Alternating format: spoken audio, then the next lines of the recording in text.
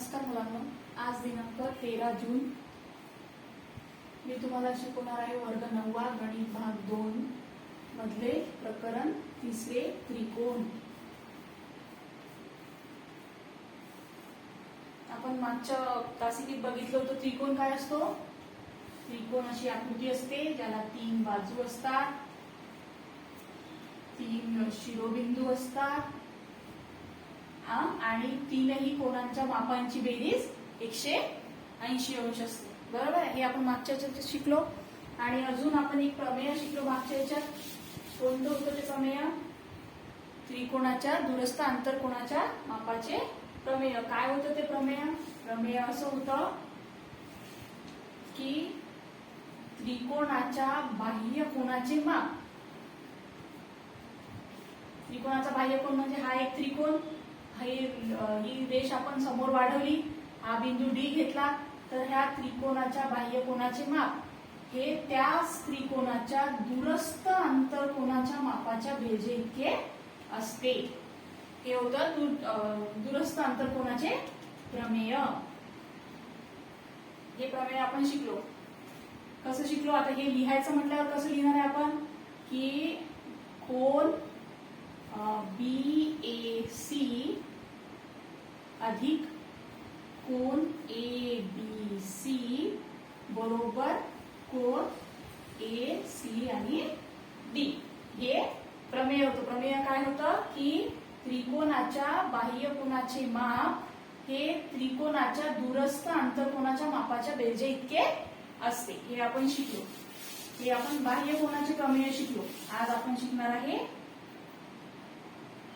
आंतरकोनाचे बाह्य कोनाच्या मापाचे। हे आपण हे आंतरकोनाच्या मापाचे शिकलो, हे आता आपण बाह्य कोनाचे शिकणार आहे। बाह्य कोनाचे प्रमेय।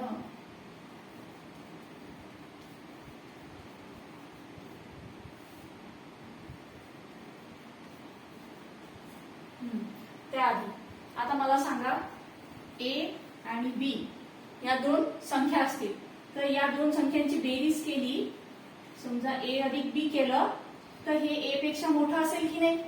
कारण त्याच्यात B आपण ऍड करतो आहे। तसंच A प्लस B हे B पेक्षाही मोठं असेल, बरोबर आहे ना? आता एक आपण समजा लाईन वरून ठरवू। आता समजा ही एक A लाईन आहे, एवढं माप आहे, आणि हीच एक B लाईन आहे, है ना? तर A प्लस B म्हणजे या दोन लाईनची मिळून जी लाईन तयार होईल ती केवढी होईल? ही एक A आणि हा याच्यात B, म्हणजे हा A आणि हा B। तर ही तिसरी लाईन तयार होईल की नाही? ही मोठी राहील ना, एक तिसरा अंक मिळेल की नाही? या दोन जणांची बेरीज केल्यावर एक तिसरा अंक मिळेल, जो या A पेक्षाही मोठा राहील, B पेक्षाही मोठी राहील। आता हा A आहे, हा A आहे, ह्या A पेक्षाही मोठीच आहे ना।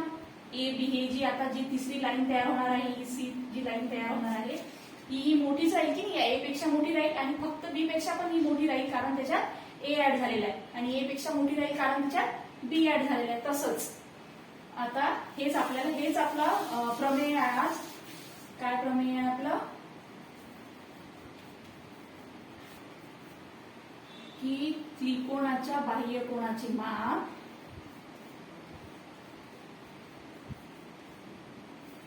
त्रिकोणाच्या बाह्य कोनाचे माप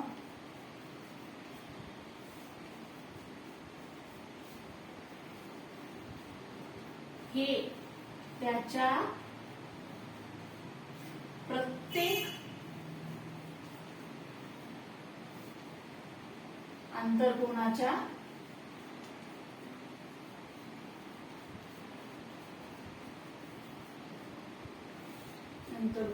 मापापेक्षा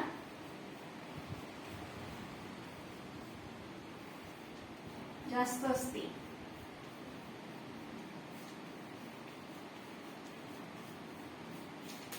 आलं का लक्षात?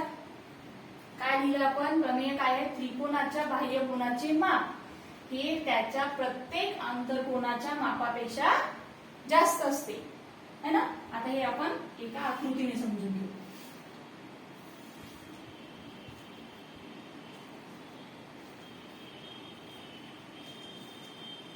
आता हे आपलं काल आपण जे प्रमेय शिकलो होतो त्यात काय होतं की हे बाह्य कोनाचे माप आहे हे या दोन कोनाच्या मापांच्या बेरीज एवढे असते ना, अशी आकृती काढली होती की नाही आपण. या दोन मिळून हे तयार होते. आता तसंच इथे समजा आपण याला आता ए नाव देऊ, याला बी नाव देऊ.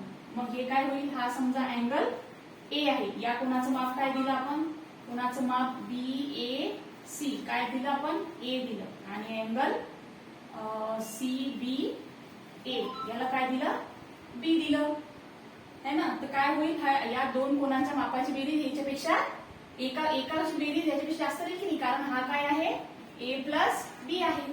मग हा अँगल ए सी बी हा कधीही जास्त राहील या अँगल पेक्षा, अँगल बी सी बी ए सी पेक्षा है ना. या अँगल पेक्षा कधी जास्त राहील की नाही, कारण हा ए प्लस बी आहे आणि हा फक्त ए आहे. हेच तर आपल्याला प्रूफ करायचं आहे. तसंच जर हे म्हटलं आपण तरी चालेल की अँगल ए सी बी हा मोठा आहे अँगल सी बी ए पेक्षा, अँगल सी बी ए पेक्षा, हे की नाही. कसं काय, कारण हा ए सी बी काय आहे, ए सी बी काय आहे, ए प्लस बी आहे आणि हा काय फक्त बी आहे. हेच आपलं प्रमेय आहे की काय प्रमेय आपलं, की त्रिकोणाच्या बाह्यकोनाचे माप हे त्याच्या प्रत्येक आंतरकोनाच्या मापापेक्षा जास्त असते. म्हणजे याच्यापेक्षा हे कमीच असते नेहमी, असं एवढंच सांगायचं आपल्याला. ह्या ज्या आंतरकोन आहेत या त्रिकोणाचे याचं माप बाह्य कोणापेक्षा नेहमी कमी असते आणि बाह्य कोन हा नेहमी मोठा असतो. बस हेच दाखवायचं आपल्याला. आता काही प्रश्न सोडून दाखवलेले आहेत ते आपण सॉल्व्ह करू.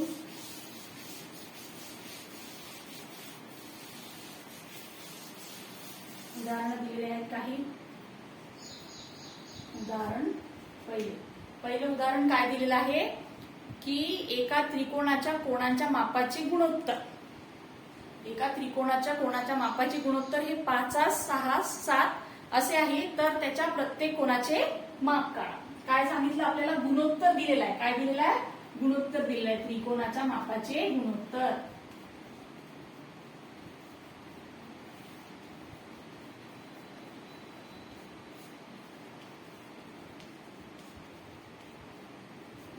काय दिलेलं आहे, 5, 6, 7 है ना. बर आता समजा ठीक आहे, एक आपण त्याचं एक हे पकडू. हा एक त्रिकोण आहे ए बी सी.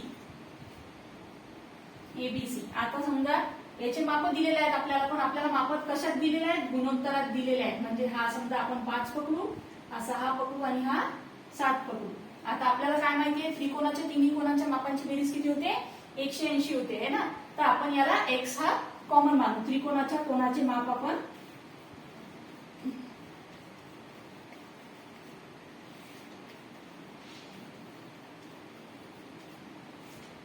त्रिकोणाच्या कोणाचे माप, तर कोण BAC बरोबर, हा समजा 5 आहे ना, तर आपण 5x मानू. आणि कोण ABC बरोबर 6x मानू आणि कोण ACB बरोबर 7x मानू है ना. मानलं. मग आता काय सांगितलं आपल्याला की यांची बेरीज किती असते, 180 अंश असते त्रिकोणाच्या तिन्ही कोणाच्या मापांची बेरीज. म्हणून काय आहे आपल्याला काय लिहावं लागेल की 5x अधिक 6x अधिक 7x बरोबर 180 अंश. मग किती होते याची बेरीज, काय होते, काय याचे चल सारखे आहेत म्हणजे याची आपण बेरीज करू शकतो. काय करू शकतो, 5 आणि 6 11, 11 आणि 7 18, 18x बरोबर 180 अंश. मग आता काय होईल, हा 18 इकडे छेदात जाईल. इकडे हा गुणाकारात आहे ना, काही चिन्ह नाही आहे म्हणजे गुणाकाराचं चिन्ह आहे, म्हणजे तो कशात जाईल, तिकडे छेदात जाईल. मग काय इकडे काय राहील, एकटा x राहील. 180 भागीला 18, 18 1 18, 18 10 180. x ची किंमत किती आली, 10 है ना. x ची किंमत 10 आली. आता आपण याचे माप काढू शकतो. मग आपल्याला काय माप दिलेले आहेत, पहिले आपल्याला काय काढायचं आहे, 5x काढायचं आहे. मग 5x काय आहे, ही x ची किंमत काय आली, 10. म्हणजे 5 गुणिला 10 बरोबर 50 अंश. तसंच 6x 6 एक काय 6 गुणिला 10 बरोबर 60 अंश. 60x काय होईल 60 गुणिला 10 बरोबर 70 अंश. आलं लक्षात? काय केलं आपल्याला? काय दिलेलं होतं प्रश्नामध्ये? त्रिकोणाच्या मापांचे गुणोत्तर दिलेले होते आणि काय काढायला सांगितलं होतं? तर सर्व मापांची बेरीज काढायला सांगितली होती. मग त्रिकोणाच्या मापांचे गुणोत्तर काय दिले होते? तर 5, 6, 7 हे आपल्याला काय दिलं होतं? हे गुणोत्तर दिलं होतं. मग काय केलं आपण? एक आकृती काढली. त्यात आपण मानलं असं की हा जो कोण आहे हा 5x अंशाचा आहे, हा कोण 6x अंशाचा आहे, हा कोण 7x अंशाचा आहे. आपल्याला माहित होतं की तीनही कोणाच्या मापांची बेरीज 180 अंश असते. तर मग काय केलं आपण? याला मानलं हे 5x 6x 7x हे याच्यानुसार तिन्ही कोणाच्या मापांची बेरीज 180 अंश असते. तर आपण लिहिलं, आपण ते याच्यात टाकलं, लिहून काढलं आणि या तिघांची बेरीज केली. किती आली? तर x ची व्हॅल्यू किती आली आपली? 10 आली. मग आपण ही पुन्हा त्याच्यात पुट केली व्हॅल्यू. तर काय आली? 5x म्हणजे 5 गुणिला x म्हणजे x ची किंमत किती आहे? 10 म्हणून 5 गुणिला 10 50, 6 गुणिला 10 60, 7 गुणिला 10 70 अंश. असे सगळे आपल्या कोणाचे माप आले. ठीक आहे. आता आपण एक अजून दुसरं उदाहरण पाहू. दुसरं उदाहरण काय दिलेलं आहे पुस्तकात बघा. दुसरं उदाहरण एक आकृती दिलेली आहे ना. ही आकृती आपापल्या वहीत काढून घ्या सगळ्यांनी. मी फळ्यावर काढते कशी बघा. बरोबर. आकृती कशी आहे? असं काढलेलं आहे, असं काढलेलं आहे. बरोबर. बरोबर का? काय नावं दिलेली आहेत? P, Q, R, S आणि T. काय काय दिलेलं आहे आपल्याला? हा कोण 20 अंशाचा दिलेला आहे, हा कोण 40 अंशाचा दिलेला आहे. अजून कुठला कोण सांगितलेला आहे का? हो, हा वरचा कोण 30 अंशाचा असं सांगितलेला आहे. आता काय काढायला सांगितलेलं आहे आपल्याला? ही तर आकृती दिली. आता काढायला काय सांगितलेलं आहे? त्यांनी सांगितलेलं आहे की कोण PRS चे माप काढा आणि कोण कोणाचे माप काढायला सांगितलेलं आहे? RPS या कोणाचे माप काढायला सांगितले. ठीक आहे. आता आपल्याला दोन्ही प्रमेय माहित झाले. जो बाह्य आंतर कोणाचे प्रमेय आणि बाह्य कोणाचे प्रमेय हे दोन्ही कोणाचे प्रमेय आपल्याला माहित झाले. आता आपण हे सोडवून घेऊ. आता हा त्रिकोण पहिले आपण या त्रिकोणाचा विचार करू. हा एक आणि त्रिकोण दुसरा. पहिले त्रिकोण एक साठी आता आधी त्रिकोण PQR साठी. त्रिकोण PQR साठी काय दिलेला आहे? हा एक त्रिकोण आहे ना, हा पूर्ण त्रिकोण आहे ना. बरोबर आहे ना, पूर्ण त्रिकोण आहे. त्रिकोणाच्या तिन्ही कोणांच्या मापांची बेरीज किती असते? 180. म्हणजेच या कोण PQR, QRS आणि QPR या तिन्ही कोणांच्या मापांची बेरीज किती असेल? 180. मग लिहा कोण PQR अधिक कोण RPQ अधिक कोण QPR बरोबर किती असेल? 180. मग आता आपल्याला PQR माहिती आहे किती आहे? PQR किती आहे? 40 अंश आपल्याला दिलेला आहे. कोण RPQ किती आहे दिलेला आहे का? RPQ किती दिलेला आहे? 30 अंश. आता कोण हा कोण आपल्याला काढायचा आहे?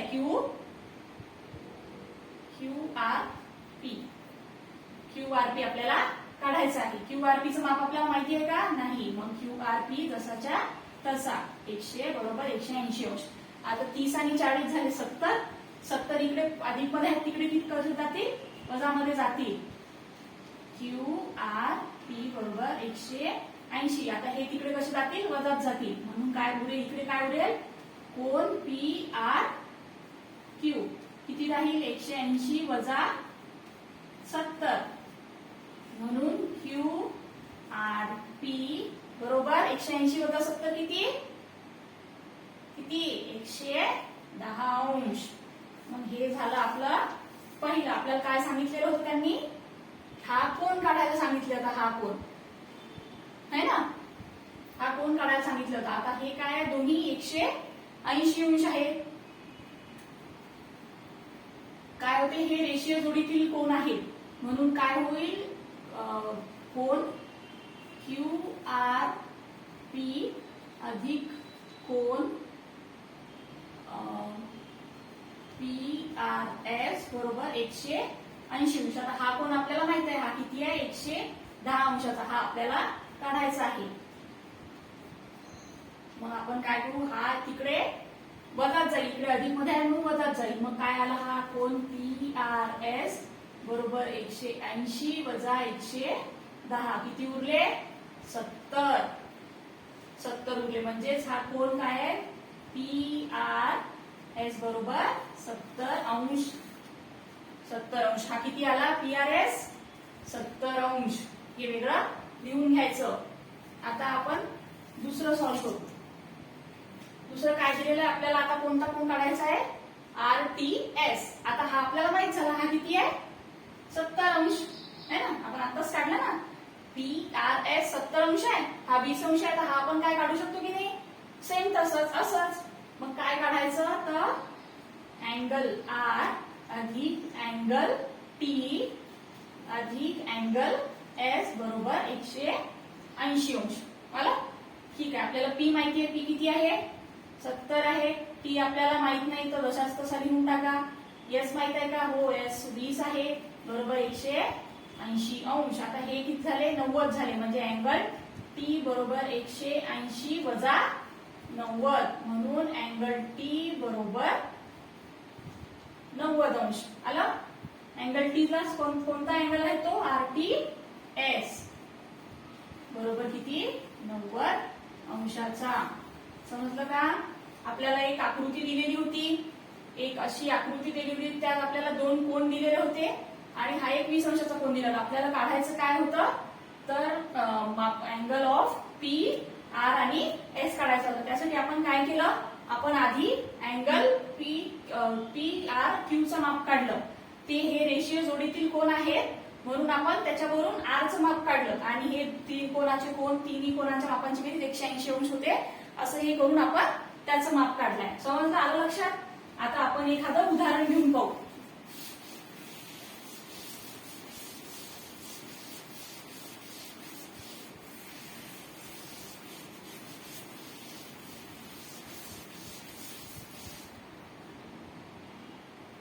आता समजा आपल्याला गुणोत्तर दिलेलं आहे, तर आपल्याला गुणोत्तर दिलं की तिन्ही कोणाच्या मापांच्या गुणोत्तर आहे 1:2:3. ठीक आहे, काढू शकतो का आपण, सेम तसंच. हा समजा ABC, हा आपण 1x पकडला, हा 2x पकडला, हा 3x पकडला. कसं होईल मग, आता काय होते, तिन्ही कोणाच्या मापांची बेरीज 180 अंश. किती, 180 अंश. काय होईल, 1, 2 आणि हे 3, याचं किती होईल, हे 6x आणि हे 180 अंश. हा 6 इकडे गुणाकारात आहे, इकडे जाऊन कशात होईल, छेदात जाईल. 6x 6 sin 3 18 म्हणजे 30. x बरोबर किती आले, 30 आले. मग आता आपल्याला काय काढायचं आहे, तर अँगल ऑफ A बरोबर किती होता, 1x होता. म्हणजेच किती होता, 1 गुणिला 30 बरोबर 30 अंश. तसंच अँगल B किती होता, 2x 2x बरोबर 2 गुणिला 30 म्हणजेच 60 अंश. आणि अँगल C किती होता, 3x 3 गुणिला 30 किती आलं, 90 अंश. बरोबर आहे, काढता आला ना. असे कुठलेही गुणोत्तर दिलेलं असेल तर तिन्ही कोणांच्या मापांची बेरीज 100 अंश होते, त्याचं सरळ ऍड करायचं, असं आपण काढू शकतो. ठीक आहे, याचा पुढचा भाग आपण पुढच्या क्लासमध्ये घेऊ. चला ठीक आहे, होमवर्क करून आणा. मागचे होमवर्क केले होते का.